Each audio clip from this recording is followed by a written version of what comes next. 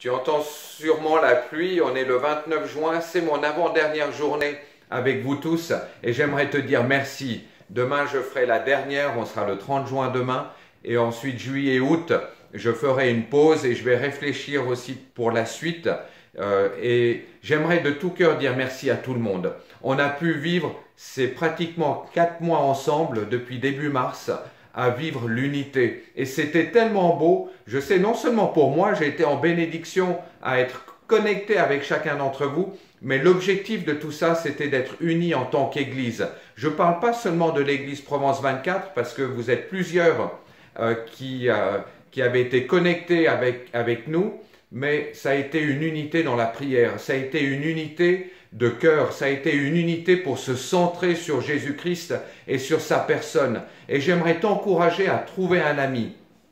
Trouve-toi peut-être soit une personne qui va ouvrir ta maison pour créer un groupe de maison et qu'on puisse grandir ensemble. L'objectif du premier livre, ou plutôt des premiers chrétiens dans le livre des Actes des Apôtres, ça a été l'unité, ça a été la croissance, ça a été de fonder notre vie où on était la pierre angulaire de cette église que Jésus est en train de bâtir. Et cette première église a été basée sur l'unité. Et je ne peux pas vivre l'église si je la vis tout seul chez moi à la maison. On a besoin d'unité. Alors encore une fois, merci d'avoir traversé ça. Merci pour vos prières les uns vis-à-vis des autres. C'est ce qui a fait notre force à tous, c'est ce qui nous a permis de traverser ce confinement, mais qu'on puisse continuer. De quelle manière continuer alors qu'on est en train de revenir à un retour à la normale et que tout le monde va être focalisé sur sa vie, de nouveau sur son emploi du temps, de nouveau sur ses rendez-vous, de nouveau sur tellement de choses qui vont revenir un peu à la normale.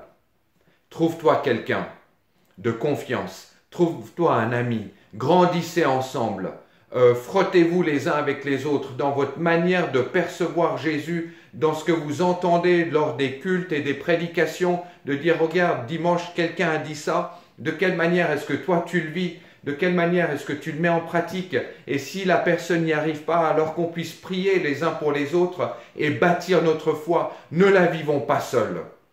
Vraiment, je t'encourage à cela. Si on ne vit pas en faisant le choix des bonnes priorités, nous vivons en fait sous la pression. Et parce qu'on tend tous vers quelque chose.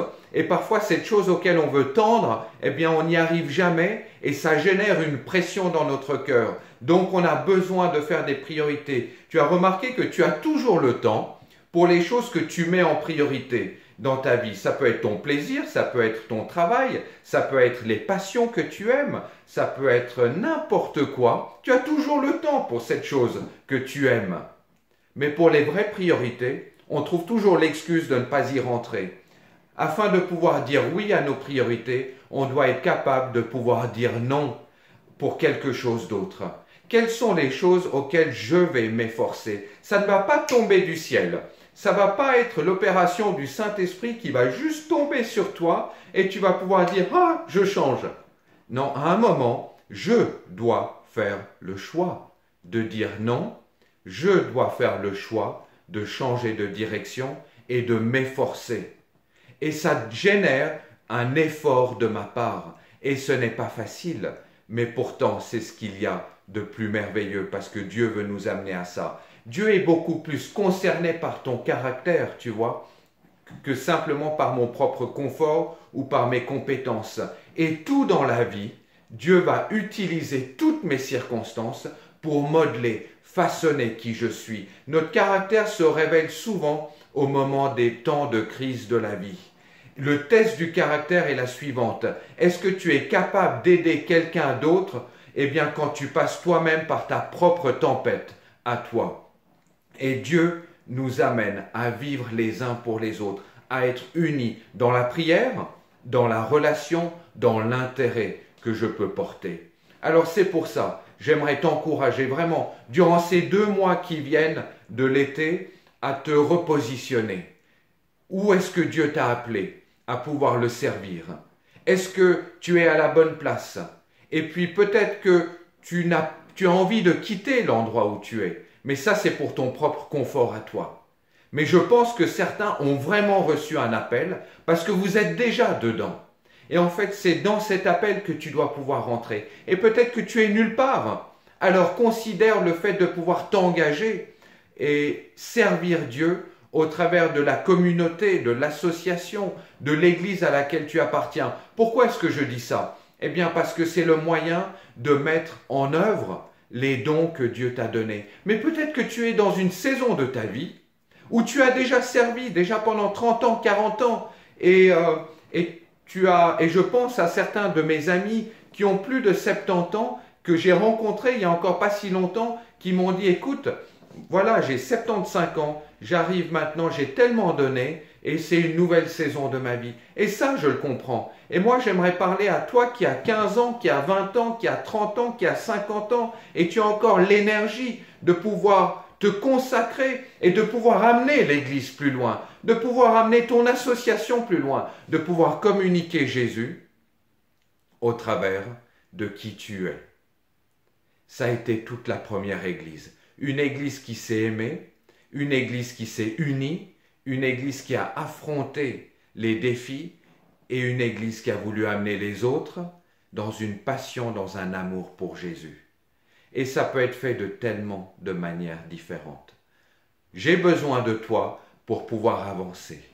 Et j'ai toujours dit, eh bien, je ne peux que, en tant que pasteur, je ne peux que évoluer, je ne peux que amener l'Église plus loin, à condition que les membres sont prêts à aller plus loin. Sinon, je porterai tout au travers de mes propres forces. Je vais m'épuiser, je vais sombrer et je ne vais pas pouvoir me tenir debout. Par contre, n'importe quel pasteur pourra amener l'Église beaucoup plus loin si elle a des membres qui sont prêts à aller aussi plus loin. Donc, tu vois, on a besoin les uns des autres pour pouvoir progresser. Et l'idée, c'est pas simplement de se centrer sur soi-même et sur ma propre Église. L'idée, c'est de communiquer Jésus et c'est de grandir dans notre foi. C'est de devenir des disciples toujours plus matures et de rentrer dans ce pourquoi nous sommes disciples. Allez et faites des nations des disciples en les baptisant au nom du Père. Alors, je te bénis dans cette journée et j'aurai beaucoup de plaisir à pouvoir vivre demain en priant, qu'on puisse se bénir les uns les autres. Et Seigneur, c'est ma prière. Je bénis la personne de Jésus dans chacun de mes amis. Merci parce que durant ce temps d'été qui est là devant nous, eh bien que ce soit l'occasion pour nous de nous approfondir et d'augmenter la passion qui est dans notre cœur, aussi infime qu'elle puisse être. On veut se soumettre à qui tu es, Jésus, parce que tu es ce qu'il y a de plus important. Alors je te souhaite une excellente journée et je te dis à demain.